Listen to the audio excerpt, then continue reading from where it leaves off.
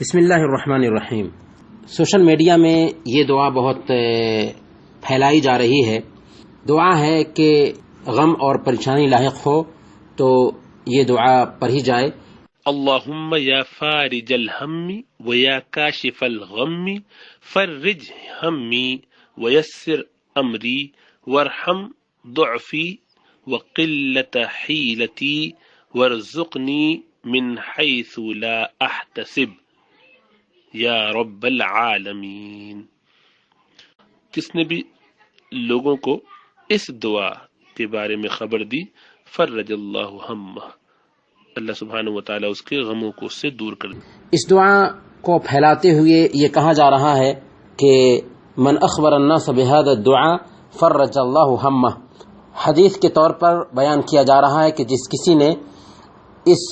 دعا کے بارے میں کسی دوسرے کو خبر دی، اللہ رب العالمین اس کے غم اور اس کی پریشانی کو دور فرمائے گا۔ اگر ہم دعا پہ غور کریں تو بذات خود دعا میں ایسے کوئی الفاظ نہیں آئے ہیں جس کی بنیاد پر ہم کہیں کہ یہ دعا کرنا غلط ہے،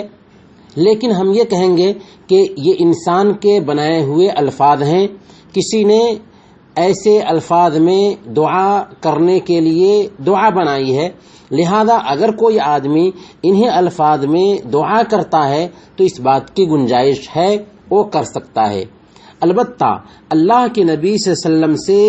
ثابت جو دعائیں ہیں ان دعاؤں کا اہتمام کرنا بہتر ہے، اولا ہے، افضل ہے۔ اگر کوئی آدمی اس دعا کو ورد سمجھ کر کے کرے تو غلط ہو جائے گا، کبھی کبھار کر لیا تو کوئی حرج کی بات نہیں، لیکن اگر اس دعا کی نسبت کوئی آدمی اللہ کے نبی صلی اللہ علیہ وسلم کی طرف کرتا ہے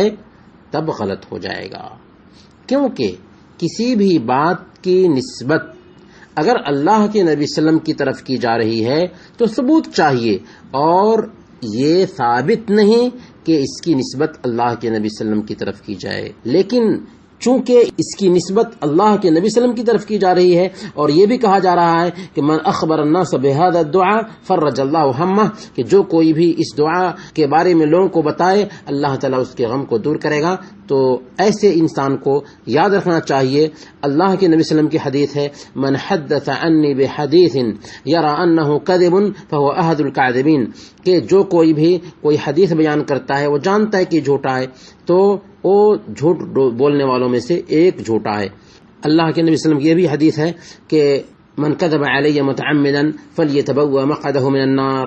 کہ جو کوئی میرے اوپر جان بوجھ کر کے جھوٹ بولے وہ اپنا ٹھکانہ جہنم بنا لے۔ تو کسی نے نیک نیتی کے ساتھ میں یہ دعا بنائی ہوگی یا اس کو عام کیا ہوگا، لیکن نسبت اگر اللہ کے نبی صلی اللہ علیہ وسلم کی طرف ہو جاتی ہے تو یہ غلط ہوگا۔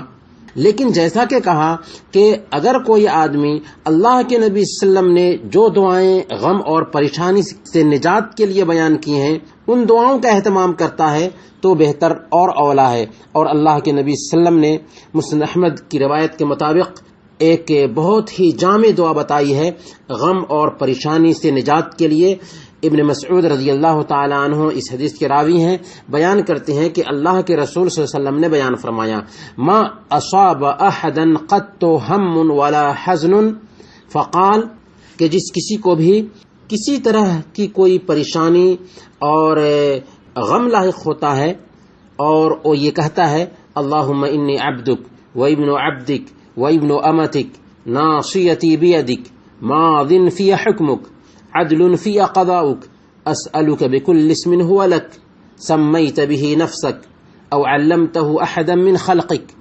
او انزلته فی کتابک او استأثرت به فی علم الغیب عندک ان تجعل القرآن ربیع قلبی ونور صدری وجلاء حزنی وذہاب ہمی۔ اللہ کے نبی صلی اللہ علیہ وسلم یہ دعا سکھانے کے بعد کہتے ہیں الا اذهب اللہ ہمہ وحزنہ وَأَبْدَلَهُ مَكَانَهُ فَرَجًا،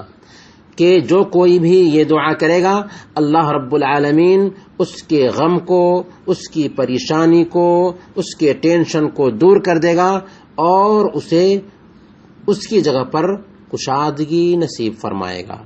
یہ حدیث صحیح ہے، لہذا ایک بندے کو چاہیے کہ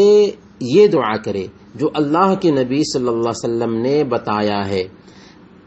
خلاصہ یہ سمجھیں کہ ہمیں چاہیے کہ اللہ کے نبی صلی اللہ علیہ وسلم سے ثابت جو دعائیں ہیں ان کا اہتمام کریں۔ غم اور پریشانی سے نجات کے لیے اللہ کے نبی صلی اللہ علیہ وسلم نے دعا بتا دی ہے، ہم نے بھی اسے عرض کر دیا، لہذا اس دعا کا اہتمام کرنا چاہیے، اور اپنے الفاظ میں جو دعائیں بنائی جاتی ہیں ان سے بچنا چاہیے۔ لیکن اگر اس دعا کا بھی کوئی آدمی اہتمام کرتا ہے یہ سمجھتے ہوئے کہ کسی انسان نے بنایا ہے تو ٹھیک ہے، لیکن یہ سمجھتے ہوئے کہ اللہ کے نبی صلی اللہ علیہ وسلم کی طرف اس کو نسبت کیا جائے تو جائز نہیں ہوگا، حرام ہو جائے گا۔ اسی طرح سے اس کو ورد کے طور پر ہمیشہ کے لیے اختیار کرنا بھی صحیح نہیں ہے، کیونکہ ورد کے طور پر اختیار کرنا چاہیے اس دعا کو جو اللہ کے نبی صلی اللہ علیہ وسلم سے ثابت ہو۔